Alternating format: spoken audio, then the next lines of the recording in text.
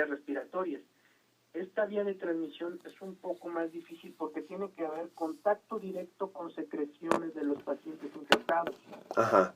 Estamos hablando de secreciones tales como sangre, como orina, como excremento o como secreciones seminales. ¿Saliva? Saliva, se ha aislado en saliva el virus, sin embargo, no se considera una vía primaria del contagio. Uh-huh.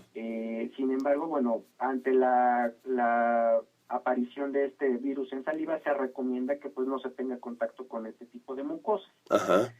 Pero no es contacto directo. De hecho, se considera una persona de riesgo aquella que ha estado en contacto con alguien que haya desarrollado los síntomas, pero que haya sido un contacto, digamos, muy cercano o prolongado. Es decir, si yo estoy en la misma habitación que un paciente que desarrolla ébola, obviamente requerimos estar en vigilancia. Sin embargo, la probabilidad de que estemos contagiados es baja si no tuvimos contacto directo con ellos uh-huh. o con sus secreciones. Ajá. ¿Vale? A diferencia, nos decía usted, de la influenza, que se puede contagiar vía aérea. Sí, la influenza sí es, digamos, un poco más fácil de contagio porque ese sí puede ser por gotitas de lo que secretamos cuando tosemos o estornudamos, conocido médicamente como el flujo. Ahora, otra diferencia es que en el caso, por ejemplo, del ébola, y usted me dirá si tengo o no razón en esto, doctor, tiene una alta tasa de letalidad, digamos, es decir, quien se contagia es alta la probabilidad de que muera. Sí, eso es otra de las cosas que ha generado, de cierta manera, nerviosismo y mucha ansiedad en algunas personas. La tasa de letalidad del ébola efectivamente se ha llegado a documentar hasta el 90%. Ajá. Sin embargo, también ha habido personas o cepas de virus en los cuales la tasa de letalidad incluso ha sido más baja. En la actualidad, en el brote actual que tenemos, se ha visto que hay una fatalidad aproximadamente del 71%. Ajá. Sin embargo, esta varía. En Nigeria manejan un 46%, y en la zona de Guinea, de Sierra Leona, de Liberia, que son, digamos, las zonas más afectadas, documentan entre 69 y 72%. Uh-huh. O sea, sí es letal, sí tiene alta tasa de letalidad, sin embargo, no tan alta como inicialmente se había pensado, ¿no? Que fuera 90 o incluso mayor, que es lo que nos generaría pues mucho temor, ¿no? Uh-huh. Pues si me infecto prácticamente me muero. La letalidad es un poquito más baja y obviamente hay que tomar en cuenta las condiciones socioeconómicas en las que se está desarrollando. Uh-huh. Es decir, mientras las condiciones socioeconómicas sean más difíciles, es probable que más alta sea la letalidad de la enfermedad. Así es, tenemos que tomar en cuenta el estado inmunológico previo del paciente y pues sabemos perfectamente que en África pues tenemos mucho problema en cuanto a estados nutricionales y por eso pudiera ser que la letalidad fuera mayor. No con esto quiero decir que no sea grave la enfermedad, uh-huh. Ni mucho menos. Sin embargo, pues hay que tomarlo con ciertas reservas, esa tasa de letalidad. ¿Este brote último empieza hace cuánto tiempo, doctor? Este brote último se ha documentado en este año. Ajá. Están reportes, algunos incluso de enero, de marzo, en los cuales empezaban a notar que había otra vez aparición de enfermedades que pudieran asociarse a ébola y obviamente pues eso es lo que nos ha llamado otra vez los focos de atención, ¿no? Uh-huh. Finalmente los síntomas que presentan no son muy específicos y por lo tanto lo agrupamos en un grupo de enfermedades que se consideran fiebres hemorrágicas. Dentro de las fiebres hemorrágicas tenemos unas, digamos, más conocidas como el dengue, que pues de ese sí hay en México. Uh-huh. Pero hay otras fiebres hemorrágicas que no son tan comunes, que tienen otras características y dentro de estas se engloba el dengue. Entonces, cuando empiezan a aparecer al principio del año algunos casos de personas con fiebre, con las manifestaciones gastrointestinales que presenta el ébola, obviamente en la región en la que se empezaron a presentar se tuvo que pensar en ébola y se empezaron a dar notificaciones de la aparición de casos. Ajá. Hasta ahora, ¿cuántos casos van documentados, digamos? Mire, de acuerdo a las cifras que tenemos de la CDC, que es el Centro para Control de Enfermedades de Estados Unidos, una fuente bastante confiable y actualizadas prácticamente el día de ayer, se tienen reportados en su totalidad en la zona de África 8.011 casos probables, de los cuales 4.440 se han confirmado por laboratorio, con una tasa de muertes de 3.857. Por eso le comentaba, si vamos haciendo cuentas, más o menos estamos hablando de esa letalidad, que si nos vamos por los confirmados sería cercana al 90%, pero que si nos vamos por los totales sería por ahí del 50%. Entonces, por eso hay que tomar con cierta reserva la tasa de letalidad. ¿En qué países africanos está dándose esto? Ya nos mencionaban Nigeria, Liberia, Sierra Leona. Mire, están afectados por esta epidemia Liberia, Sierra Leona, Guinea, y bueno, Nigeria tiene también reporte de casos, sin embargo, pareciera que son cepas diferentes. Sin embargo, por la zona de proximidad, pues podemos considerar también Nigeria como parte de los países afectados. Ajá. Tenemos un caso documentado y reportado en Senegal, y que no se reporta como muerte. Y el más recientemente sonado, digamos, fuera de la zona de África, que es el de Estados Unidos. El de Texas. Sin embargo, pues no se ha reportado que haya muerte. Este caso se documentó el día 30 de septiembre. Ajá. Bueno, recientemente, si mal no recuerdo, ayer se estaba informando de la muerte del primer paciente que se contagia en Estados Unidos, en Texas, un señor de apellido Duncan. Así es. Él ya murió, ¿no? Sí. Sí, él está ya, digamos, registrado como víctima de la enfermedad. Sí. ¿Hay casos también en qué otros países? De muertes en los que ya le había comentado: Nigeria, Guinea, Sierra Leona y Liberia. Pero digamos, de contagios. Bien documentados. De contagios fuera de eso, le comentaba en Senegal. Hay otros que no están completamente confirmados en algunas zonas de Europa. Sin embargo, no tenemos la confirmación de que sea el virus de ébola como tal. Como le comentaba, existen otros virus similares. De hecho, existe un virus muy parecido que se descubrió incluso antes, que es el virus de Marburg. Ese se descubrió pues prácticamente en 1967, y ese se descubrió inicialmente en la zona de Alemania, en una zona pues precisamente Marburg, por eso se le dio ese nombre. ¿También es una fiebre hemorrágica?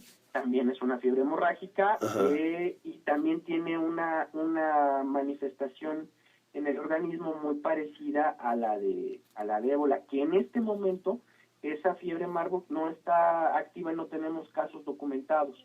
Pero como le comentaba, finalmente, por lo inespecífico de los síntomas, no podemos decir que toda fiebre hemorrágica necesariamente sea ébola. Muy bien, doctor. Deme la oportunidad de ir a un brevísimo corte para recordarle a nuestros escuchas las vías de contacto del programa y regresamos con esta conversación. Por supuesto.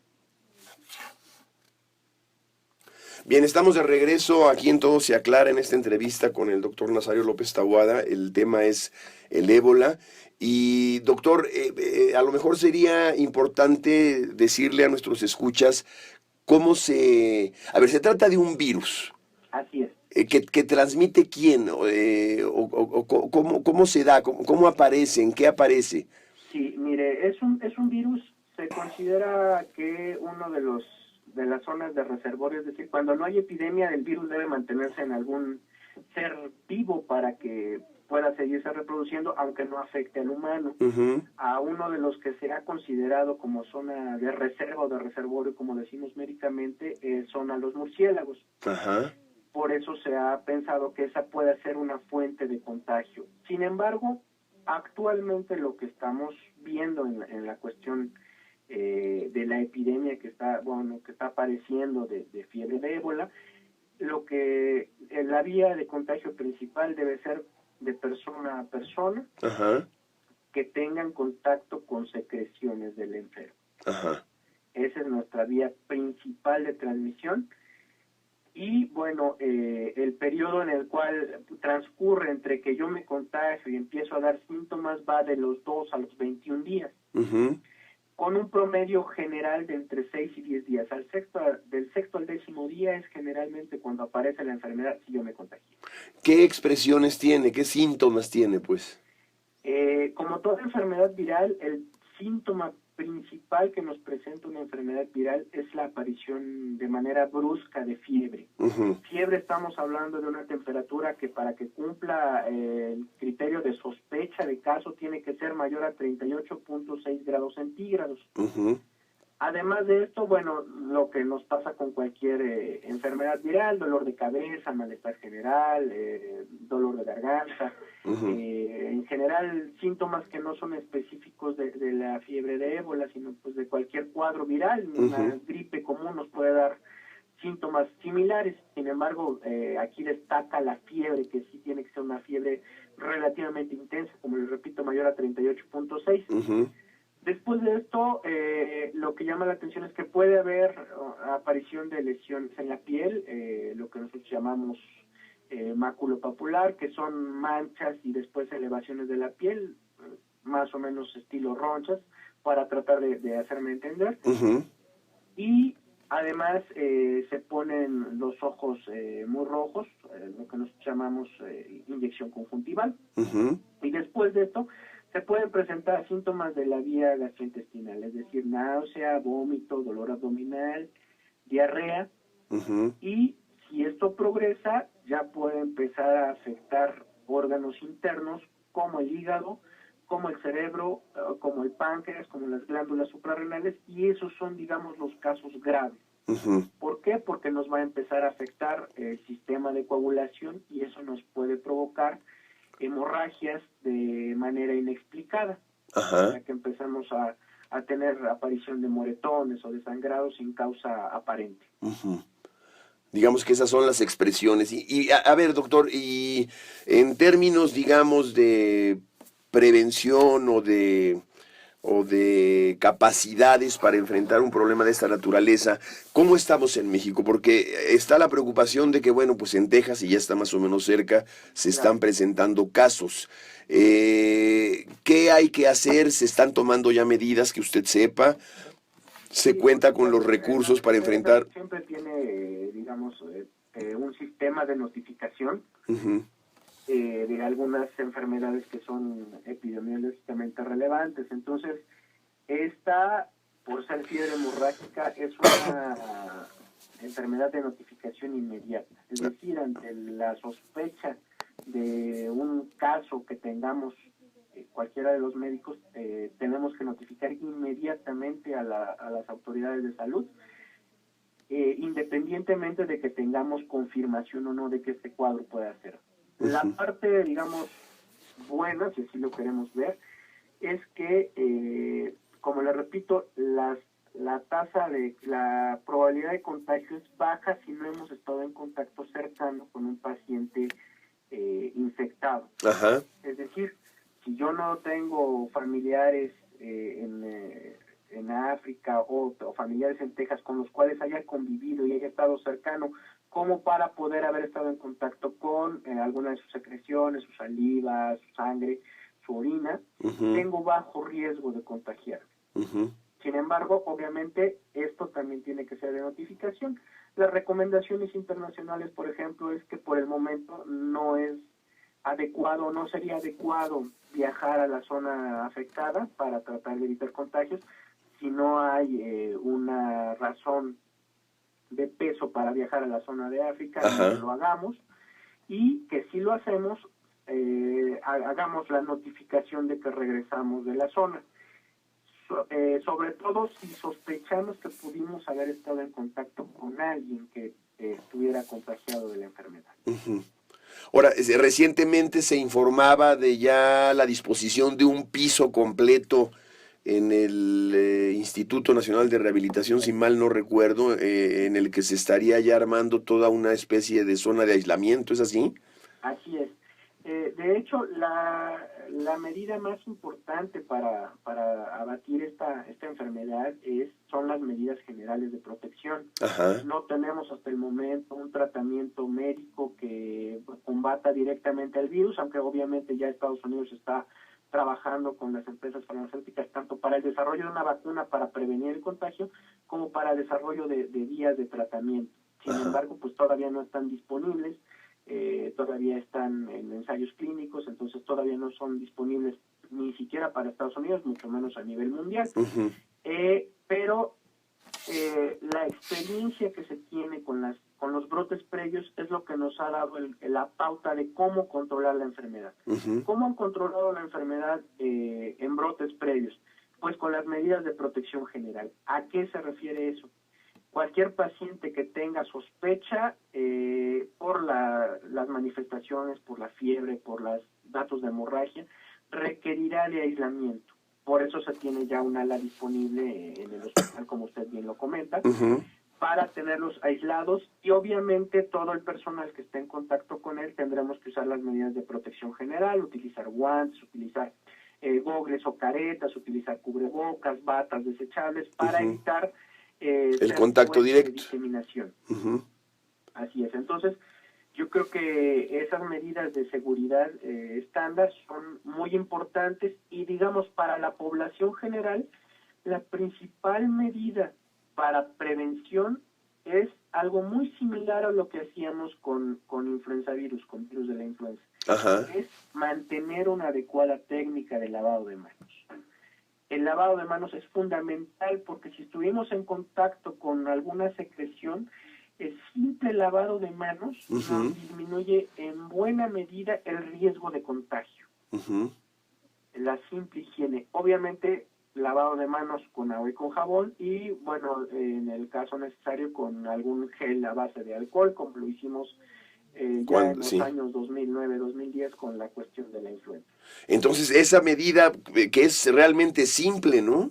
Sí, pues es una medida general de higiene. Uh-huh. Realmente no necesitamos gran cosa, agua, jabón, hacer bien el lavado, y con eso nosotros podemos estar seguros de que nuestro riesgo de contagio es bajo. Ahora, el control de la epidemia, es una epidemia ya en el caso de África, ¿no?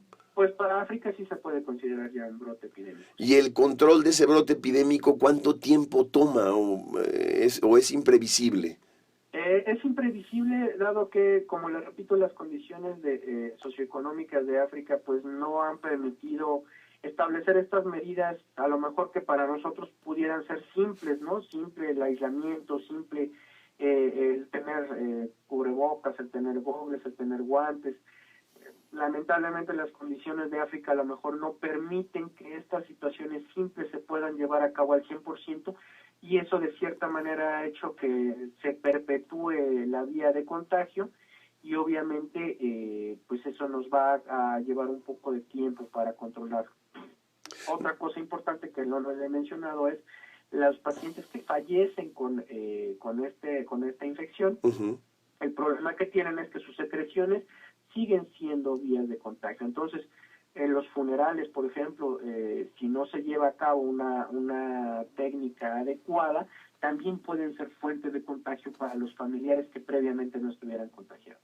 Entonces, por eso le digo, medidas generales son las que van a abatir esto, mientras pues las grandes organizaciones de salud nos tienen lista una vacuna o un tratamiento que pueda combatir al virus. ¿Es previsible que esto sea pronto? Ya hay resultados, de acuerdo a la CDC. Ajá. Ya hay resultados, pero todavía están en fases experimentales. Entonces, obviamente no podemos generalizar todavía los tratamientos porque todavía no sabemos qué efectos negativos puedan tener. Entonces, se tienen que seguir, como con todo medicamento, protocolos de seguridad para no poner en riesgo a la población de manera innecesaria. ¿Se sabe qué tipo de sustancia es la que está experimentándose para atender esto? Sí, tienen desarrollado una sustancia que son anticuerpos monoclonales. ¿A qué se refiere? Son unas partículas que se fijan directamente a algunas partes del virus para evitar que haya entrada del virus al cuerpo y se siga reproduciendo. El virus, una vez entrado al cuerpo, va a los ganglios linfáticos y se reproduce, y eso pues es lo que hace que la enfermedad avance y se perpetúe. Uh-huh.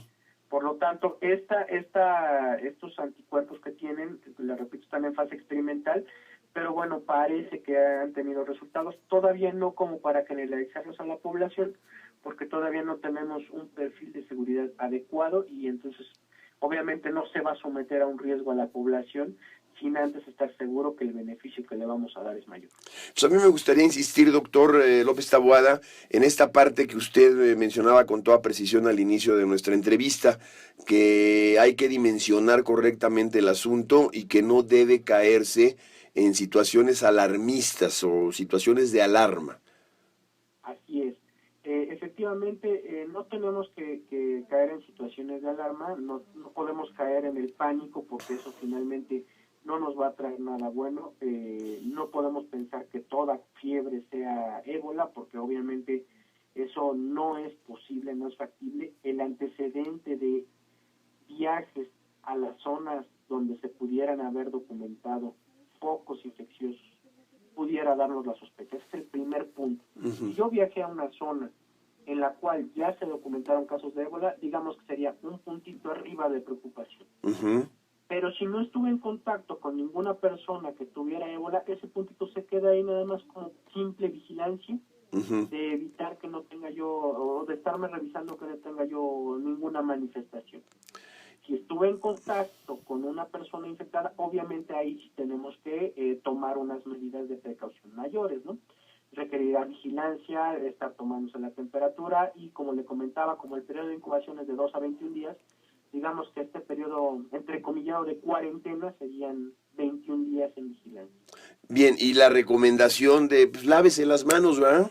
Claro, esa recomendación es medida de higiene general. Lávesela, no sé, pues las veces que sea necesaria al día, ¿no? Así es. Digo, sin caer en obsesiones, ¿verdad? Pero pues, sí, finalmente lavarse las manos. Claro, nos protege de muchas infecciones, desde las comunes amibas y bacterias hasta virus que pudieran ser potencialmente graves como este. Bien, entonces, bueno, pues ahí tienen ustedes un panorama, doctor. En términos de nuestro sistema de salud, estamos, por supuesto, en condiciones de enfrentar este tipo de eventualidades, ¿verdad?